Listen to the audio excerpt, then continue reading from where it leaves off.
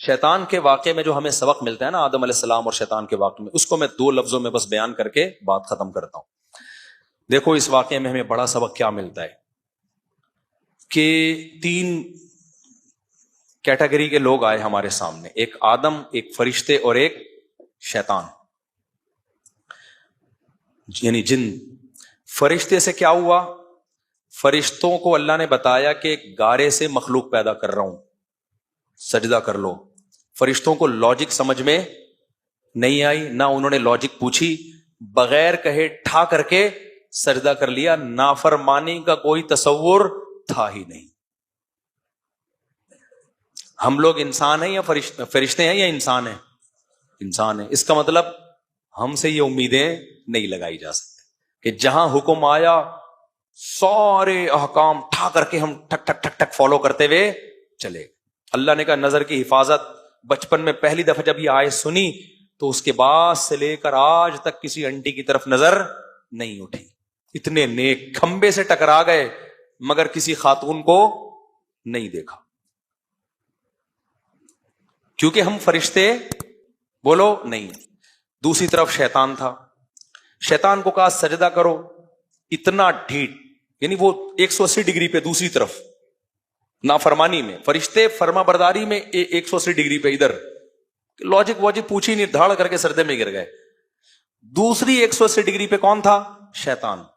اس کو کہا سجدہ کرو، اس نے یہ نہیں کہا نہیں کروں گا. لم اکن، اٹ ازنٹ پاسبل. کہ پورا ترجمہ جو اس کے بنے گا نا، لا اسجدو نہیں کہا. لا اسجدو کا مطلب ہے سجدہ نہیں کروں گا. لم اکل لاسجدا کا مطلب ہے it isn't possible to do this for me. یہ میں نے کہا تھا نا تھوڑی تھوڑی مجھے بھی آتی ہے، وہ بھی ثبوت ہو گیا. یہ میرے لیے پاسبل ہے ہی نہیں. یہ مطلب بنتا ہے اس کا، لم اکن، ایسا ہو ہی نہیں سکتا کہ میں ایسا ہوں ہی نہیں. یہ دوسری طرف 180 ڈگری پہ ہے کہ نہیں ہے؟ پھر اللہ نے جب ڈانٹ کے نکالا دفع ہو جائے یہاں سے، تو بھی کھوپڑی میں بات نہیں ہے، اور اڑ گیا، اور زیادہ کیا ہو گیا؟ اڑ گیا. بھائی اب تو میں ان کو بھی گمراہ کروں گا، میں تو جاؤں گا ان کو بھی جہنم میں لے کے جاؤں گا. یہ دوسری 180 ڈگری ہے. بیچ میں تھے آدم علیہ السلام. ان کی، ہم لوگ شیطان بھی نہیں ہے. کیا خیال ہے کہ جو اللہ کہہ رہے ہیں الٹا چلنا شروع ہو جائے؟ ہر کام الٹا بھی نہیں کر رہے ہیں نا ہم لوگ. کیا خیال ہے بھائی؟ کچھ سیدھا بھی کر رہے ہیں، کچھ الٹا بھی کر رہے ہیں. تیسرے ہیں آدم علیہ السلام جو ہمارے والد ہیں. ان کی نیچر کیا تھی؟ ان سے اللہ نے کہا کہ اے آدم یہ تیرے لیے جنت ہے، لا تقربا هذه الشجرہ، اس درخت کے قریب مت جانا، فتکونا من الظالمین، آپ ظالمین میں سے ہو جاؤ گے. شیطان نے آ کے ورغلانا شروع کیا، مزین کیا اس درخت کو. اتنا اٹریکٹیو درخت، اتنا خوبصورت، کچھ تو وجہ ہوگی جو اللہ نے روکا ہے. بلا وجہ تو اللہ بھی نہیں روکتا نا. اصل میں اس لیے روکا ہوا ہے، یہ واحد درخت ہے جسے کھاؤ گے تو موت ختم ہو جائے گی، ہمیشہ جنت میں ہی رہو گے. تو اتنی خوبصورت ہم جب بحیرہ ڈاؤن سے اتنا متاثر ہوتے ہیں تو آدم علیہ السلام جنت سے کتنا متاثر ہوئے ہوں گے؟ کیا خیال ہے؟ تو ڈر تو لگا ہوگا نا اللہ جنت سے نکال نہ دے. شیطان نے کہا اللہ نے جو کہا ہے نا یہ درخت نہیں کھانا، اصل میں ایکچولی یہ کہا ہی اس لیے ہے کہ یہ کھاؤ گے تو نکلنے کا آپشن ختم. تو اللہ میاں نے پہلے سے ہی کہا کہ بھئی یہ آپشن ختم نہیں کرنا ان کے لیے. ایسی الٹی سیدھی باتیں. فوسوس لہم الشیطان، تو ایسے دل میں چیزیں خیالات ڈال کے آدم علیہ السلام نے کہا ٹرائی کرنے میں کیا جا رہا ہے بھائی. ٹرائی کیا اور اللہ کی طرف سے ملی سزا. سب سے پہلی سزا کیا ملی؟ کتنی بڑی سزا تھی. دونوں سے کپڑے چھین لیے اللہ نے، جنت سے نکالا بعد میں ہے، لباس پہلے سینا، دونوں برہنہ ہو گئے. اس سے پتہ چلتا ہے عزت دار آدمی کے لیے بے لباس ہونا سب سے بڑی سزا ہے. اور گورا فطرت سے کتنا دور ہے بے لباسی کو ماڈرنزم، اور فخر کرتا ہے. چڈی پہن، اگر کوئی پورے کپڑے پہن کے گھوم رہا ہو میٹرک پاس. اگر گھٹنے سے نیچے نیکر پہنچ کے گھوم رہا ہو اس کا مطلب تھوڑا سا بزنس کرتا ہے، ماڈرن فیملی ہے بھائی. چڈی پہن کے گھوم رہا ہو بھائی یہ ایجوکیٹڈ لوگ ہیں، یہ ہماری طرح چھچورے نہیں ہیں، بیکورڈ لوگ نہیں ہیں. پورے کپڑے پہن کے گرمیوں میں بھی کیا کریں؟ آپ جاؤ نا آسٹریلیا کے ساحل پر جاؤ کبھی، چڈیاں، ملیشیا میں گیا ہوں میں، چڈی پہن کے گورے بیٹھے ہوئے، تو ان کی گوریاں وہ تو الگ ہی حساب ہے. ان کو تو اس پہ بھی غصہ آ رہا ہوتا ہے، یہ چڈی بھی کیوں ہے؟ وہ تو گورنمنٹ کا لا ہے کہ چڈی اتارنے پر پابندی ہے، ورنہ آپ دیکھتے چڈیاں مارکیٹ سے کیا ہو جاتی، شارٹ۔ یہ گدھا پن ہے، ہم فطرت سے دور ہو گئے ہیں۔ میاں بیوی ہیں جبکہ ان دونوں کا ایک دوسرے سے پردہ نہیں ہے، لیکن نارمل حالات میں میاں بیوی میں بھی حیا ہوتی ہے تو وہ کپڑے پہن کے بیٹھتے ہیں، برہنہ نہیں گھوم رہے ہوتے گھر میں، شرم آتی ہے ان کو بھی۔ تو جب میاں بیوی ایک دوسرے سے اللہ نے لباس چھینا، اور قرآن کہہ رہا ہے اتنا آدم علیہ السلام اور اما ہوا ڈسٹرب ہوئے ہیں، تفقا یخصفان علیہما من ورق الجنہ، درخت کے پتے توڑ توڑ کے اپنے اوپر ڈال رہے ہیں، حالانکہ دیکھنے والا کوئی نامحرم نہیں ہے۔ اما ہوا کو آدم سے شرم آ رہی ہے، اور حضرت آدم کو کس سے شرم آ رہی ہے؟ اما ہوا سے۔ تو اللہ نے بتایا کہ حیا میں انسان ایکسٹریم لیول پہ پہنچا ہوا ہونا چاہیے، بے لباسی یہ انسانیت نہیں ہے۔ آج کہتے ہیں بے حیائی کا کپڑوں سے کیا، لبرل طبقہ جو آ رہا ہوتا ہے نا، بھائی خاتون کی مرضی ہے وہ پورے کپڑے پہنے آدھے پہنے، آپ اپنی نظر نیچے رکھیں، تو پھر کچھ بھی نہ پہناؤ اس کو۔ تو یہ حیا جو ہے نا، حیا یہ ایمان کا حصہ ہے۔ تو ہم ہر چیز گوروں سے لے رہے ہیں، بھائی وہ نیچر سے ہٹ گئے ہیں وہ لوگ۔ تو عورت کو بھی چاہیے پراپر ڈریس میں رہا کرے۔ شوہر سے شرم آ رہی اما ہوا کو، اور آج عورتوں کو غیر مردوں سے شرم نہیں آ رہی۔ وہ ایک عورت گئی نا کسی دکاندار کے پاس، شلوار کا کپڑا چاہیے، تو کہنے لگی تھوڑا سا اور باریک دے دیں، آج کل یہی ہو رہا ہے، یہ تو بہت موٹا ہے، اس نے کہا یہ لے لو، اس نے کہا تھوڑا اور باریک، اس نے دکاندار نے کہا یہ لے لو، اس نے کہا اور باریک، تو وہ دکاندار نے کہا میڈم اسی میں سب نظر آ جائے گا، اس میں بھی فل نظر آئے گا، جو آپ چاہ رہی ہیں نا اس میں آپ ٹرائی کر کے دیکھ لیں، فل نظر آئے گا اس میں۔ آدم کی جو ہم انسان ہیں نا، تو ہم نے نہ فرشتوں کو فالو کرنا ہے، نہ ہم نے کس کو فالو کرنا ہے، شیطان کو۔ تو ہم نے آدم کو، تو آدم علیہ السلام کو اللہ نے کیا کیا کہ درختوں کے پتے انہوں نے ڈالے ہیں، تو آدم کی فطرت میں حیا ہے، بے حیائی بے لباسی نہیں ہے۔ بے لباسی سزا ہے جو انگریزوں کو ملی ہوئی ہے، اور سیکولر اور لبرل طبقے کو ملی ہوئی ہے، کہ لباس ہی مارکیٹ سے کیا ہو گیا، شارٹ، اور بے سکونی بھی ہے اس میں۔ لباس پراپر ہونا سکون ملتا ہے انسان کو، جو بغیر لباس کے گھومتے ہیں کبھی ایک دن کر کے دیکھیں یہ کام۔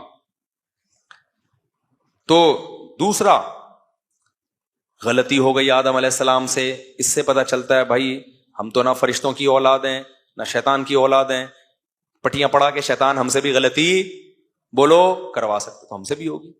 ایسا نہیں ہو سکتا کہ جب سے ہم نے آیت سنی کہ کسی انٹی کو دیکھنا نہیں ہے تو کبھی آج تک کسی نے دیکھا ہی نہ ہو، کھمبوں سے ٹکرا گیا ہو، گاڑی کے ٹرک کے نیچے آ گیا ہو، بھائی ادھر نہیں دیکھنا منہ کر کے، ہو جاتی ہے انسان سے غلطی۔ تو آدم سے بھی غلطی ہو گئی، اس پہ سزا بھی ملی، لیکن جیسے ہی آدم کو پتا چلا کہ مجھ سے غلطی ہوئی اور اللہ ناراض ہوا، تو فوراً آدم اور حوا نے مل کے دعا مانگی، ربنا ظلمنا انفسنا، اے اللہ ہم نے اپنی جانوں پہ ظلم کیا، وَإِن لَّمْ تَغْفِرْ لَنَا وَتَرْحَمْنَا، اکڑتے نہیں ہیں ہم اس ظلم پہ، تو نے معاف نہ کیا، رحم نہ کیا، ہم برباد ہو جائیں گے، لَنَكُونَنَّ مِنَ الْخَاسِرِينَ۔ تو اس سے پتا چلتا ہے بھائی غلطی فرشتوں سے تو غلطی نہیں ہوئی، شیطان سے ہوئی اکڑا رہا، آدم سے ہوئی اکڑے نہیں، یہ بیچ کا راستہ ہے۔ سمجھ میں آ رہی ہے بات؟ تو یہ نہیں ہو سکتا کہ مجھ سے اور آپ سے کبھی زندگی میں کوئی غلطی ہی نہ ہو، بچنے کی کوشش کرنا یہ آدم کی سنت ہے، اگر ہو جائے تو پھر توبہ کرنا یہ بھی کس کی سنت ہے، آدم کی سنت۔ تو کوشش کریں بچنے کی، ہو جائے تو توبہ میں تاخیر مت کریں۔ اب چونکہ ہم آدم جیسے پیغمبر تو ہیں نہیں، آدم سے تو ایک دفعہ ہوئی، اس کے بعد پکی ڈھکی توبہ، ہم سے ہو سکتا ہے 2 دفعہ ہو، اور کھمبا ٹکرا کے ہمیں پتہ چل جائے کہ ہم سے کیا ہوئی ہے، وہ کھمبا ہی سزا کے طور پر، کھمبا ٹکرانا سمجھتے دیکھتے ہوئے، وہ ایک صحابی کے ساتھ ہوا نا کہ وہ کسی کو دیکھ نظر پڑی کوئی تو وہ ٹکرا گئے کسی چیز سے، تو آپ نے فرمایا یہ سزا ہے، بس اللہ نے دنیا میں کیا دے دیا، حساب و کتاب پورا کر دیا۔ تو اگر میرے بھائی کبھی ہو جائے، اب لڑکوں کو ہینڈ پریکٹس کی عادت پڑ چکی ہے، توبہ کرو بار بار، فوش فلموں کی عادت پڑ چکی ہے، چھوڑو اس کو، کمپیوٹر نکال دو گھر سے، بند کمرے میں مت بیٹھو، پھر بھی دیکھ لیا توبہ کرو، نکاح کرنے کی کوشش کرو تاکہ یہ عادت جلدی چھوٹے، صدقہ کرو، روزے رکھو، کسی طرح سزا دو اپنے آپ کو، لڑو، ہتھیار ڈال دیے نا، اگر ہتھیار ڈال دیے کہ یار مجھ سے نہیں چھوٹ رہا، یہ فوش فلمیں مجھ سے نہیں چھوٹ رہی. جس دن آپ نے ہتھیار ڈال دیے تو بس اللہ بھی کہے گا اب تیرے لیے جہنم کے علاوہ کوئی اور آپشن نہیں ہے. کیوں؟ انلزمکموہا، تو بچنا چاہتا نہیں ہے، ہم زبردستی جنت تھوپ دیں، یہ نہیں ہوگا. لڑتے رہے نا شیطان سے. پھر اگر گناہ سے نہیں بھی بچے نا تو کم از کم یہ تو ہوگا نا، اللہ کہے گا کوشش پوری کی ہے اس نے، کچھ اس نے کیا، کچھ میری رحمت کام آئے گی. اگر آپ نے ہتھیار ڈال دیے، کہ مجھ سے بہت سے لوگ کہتے ہیں بھائی میں توبہ کر کر کے تھک گیا، فوش فلموں کے بارے میں تو بہت ہے کامن یہ چیز، یار توبہ کر کر کے تھک گئے بھائی، ہم سے نہیں چھوٹ رہا ہے، چلو اب دیکھو بس چھوڑو، عادت ڈالو. تو پھر ٹائم متعین کر لی ہفتے میں کتنی دفعہ دیکھنا ہے. اب جب اس کنڈیشن میں آ گئے نا، یہ بہت ڈینجرس ہے. یہ کیا ہے؟ اس کا مطلب ہے کہ اب آپ نے کمپرومائز کر لیا جہنم پہ.